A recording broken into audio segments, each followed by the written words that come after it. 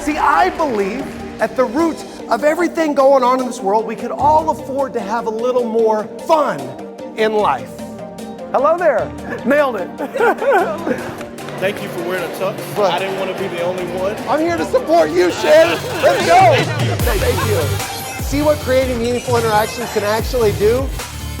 Now I see some pens, some notebooks on the table, and in the off chance that I say something profound, you're gonna want those pens ready. I promise you, we're gonna do two things today. First and foremost, we're gonna have some fun. You guys wanna have some fun? Say yeah. Let's go. But the second thing I'm gonna arm you with some practical things. If we are committed collectively to working together today, this content might be a vehicle, one step closer to freedom. Freedom of the fear of judgment, of all the things that we can't control. Freedom of compassion fatigue, because many of us are just tired and burnt out. But most importantly, I'm gonna get you one step closer to living the life filled with joy, fun, and fulfillment. Who's coming with me? Hey, I woke up in the spotlight, hey, I'm feeling real good like, hey, okay. Pleasure to meet you, Tracy, and you are? Yes. Pleasure to meet you, Christina. Hello there. Fun is not a desired outcome. It's not what I do. It's a vehicle that I leverage to drive the behaviors of fulfillment. Now, fun to me is not just a word, it's an acronym. This is where we're going to outline very specific things that you could do, that we could do, either as an organization or as an individual, to promote more joy, fun, and fulfillment in life. Paul was amazing. It's contagious. His energy is contagious. I saw him twice yesterday, thinking about seeing him a third time today. It's a game changer. It was great. Oh, of course I loved it. I mean, he rocks. He rocks. He knew all the names of the people that he had met the evening before, which I thought was incredible, right? Because it's very engaging to hear your name, to know that somebody saw you, interacted with you, created a meaningful interaction with you, so much so that they remembered who you were. Be the change that you wish to see. I promise you that culture will change, and people will start to recognize your organization for one that lifts them up, one that does attract the right talent, and that will sustain said talent because they enjoy being there. This is what I'm talking about. This whole table. And of course, when you do that, you see the people that we serve, you see the community and the connectedness that we all bring to the table. So imagine if we prioritized our own mental health, our own company culture, our own employee engagement strategy, having fun, promoting fulfillment, and a joyous spirit. What is good? Now I'm gonna give you some ways today through the fundamentals. I'm gonna give you 7 of them. How many? My ask isn't that you remember all of them. My ask is that you identify one that resonates most with you, that if committed and if applied, you feel could improve your quality of life. First fundamental, creating meaningful interactions. Now it's important to note, there are literally thousands, if not millions of fundamentals. I'm just sharing a few of my favorites. Creating meaningful interactions. Now, we have a conversation with most people, at least we define it as a conversation. When we meet somebody first thing in the morning, come into the office, maybe you're on a Zoom call, maybe you're in the Renaissance and you see somebody in the hallway, we think that this is going to be the way that we spark an interaction. It's the first thing that we say to nearly every person that we see in any given day. What is it? How are ya? How are ya? How's it going? What are the answers that you get? Fine. Good, my personal favorite, great. It's like you better tell your face. If we know that the answer to that question is going to be fine, good, or great, why in the heck do we ask it? To check the box. How often do you say, I appreciate you? Appreciate you. Appreciate you. Appreciate you. What do you appreciate? Or are we just checking the box? See, it's not the what that moves people. it's the why and the how. So, creating meaningful interactions is about one of three things. Imagine if we were this deliberate in every interaction that we have. How do I make somebody smile, laugh, or feel appreciated in any given interaction? Again, how do I make them laugh, smile, or feel appreciated in any given interaction? Imagine if we were that deliberate when we chatted with people. How might you make somebody smile? How might you make somebody smile? Bueller. Anyone? Oh, you might smile at them. Nicely done. Thanks for having the courage to speak up. I was going to hang on to that awkwardness for quite a long time. Who said that, sir? I'm not going to call you out. I'm just going to give you this. It's up here for you. Feel free to come and get it in the middle of this presentation. You might smile at them, because if you smile at them, it might give them the confidence to smile back. You might ask them a question that facilitates a moment where they think about something that makes them happy. What might you ask them?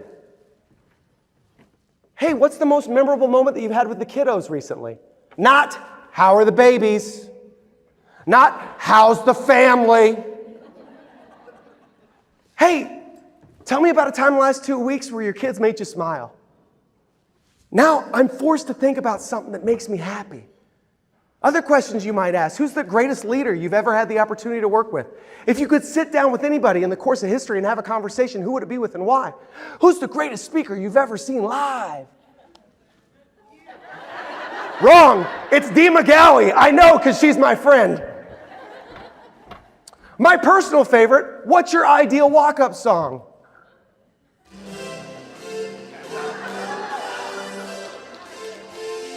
Now, when you start thinking about music, it takes you to a place. Potentially the first time you saw a band in concert. What you were doing when you were that age. Maybe specific lyrics that motivate you. But whatever you're thinking about a moment of something that makes you smile. I get lost in it. I'm like, and nothing gets me down. I see you, sis. You got it. I've seen the toughest around. You see what just happened in this room? Thank you.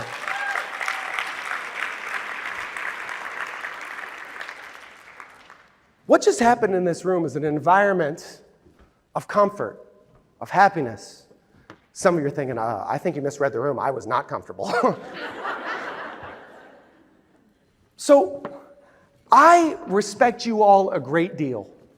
I hope that we have the opportunity to work together in the future. But the truth of the matter is, most of you in this room, I'll never see again. So for me to want to sing, to want to dance, to want to ask a question to facilitate thought, but be inhibited by the thought of whether you're going to accept me or not, it's a very fleeting thought. Because I know that if I show up like Samantha, if I show a genuine interest in others, if I can make somebody laugh, smile, or feel appreciated in any given interaction, then good energy will come my way. I'm certain of it. Second fundamental, listen with intent. Now, some of you guys are looking at your watches. I'm not going to spend as much time on the other fundamentals as I did the first one. But if you ask these questions, if you make somebody smile, hey, so smile, laugh, or feel appreciated. We cover smile. We cover appreciated. Again, it's not the what, it's the why. How do you make somebody laugh? Anybody? You might tell a joke. Anybody know any? Well, coincidentally, I do. Does anybody feel that it's kind of weird that dogs don't know how to operate MRI machines, but cats can? So stupid. Hashtag dad jokes.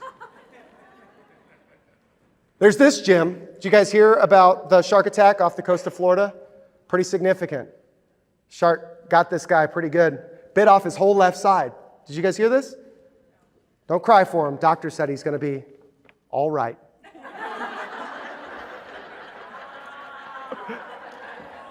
Now, some of you are thinking right now, this guy is corny. Some of you are laughing.